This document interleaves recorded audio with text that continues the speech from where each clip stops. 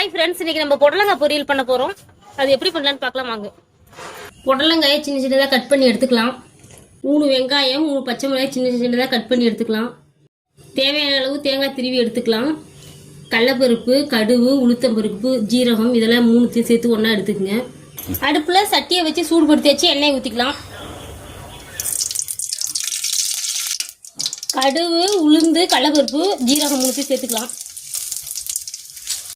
கடலைப்பருப்பு நல்லா பொன்னிறமாக பொரிஞ்சிருச்சு. நம்ம அடுத்ததான் வெங்காயத்தை சேர்த்துக்கலாம். பச்சை மிளகாய் சேர்த்துக்கலாம். நல்லா மிக்ஸ் பண்ணி விட்டுங்க. வெங்காயம் பச்சை மிளகாய் நல்லா பொன்னிறமாக வதங்கிடுச்சு. நம்ம அடுத்ததாக கட் பண்ணி வச்சுருக்க புடலங்காயை சேர்த்துக்கலாம். நல்லா மிக்ஸ் பண்ணி விட்டுக்கலாம். மூடி ஒரு 5 நிமிஷம் வேக வைக்கலாம்.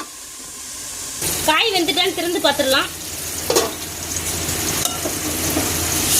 காய் நல்லா வெந்துருச்சு பாருங்க. நம்ம திருவி வச்சிருக்க தேங்காயை தூக்கி அதில் கொட்டி மிக்ஸ் பண்ணி விட்டுக்கலாம்.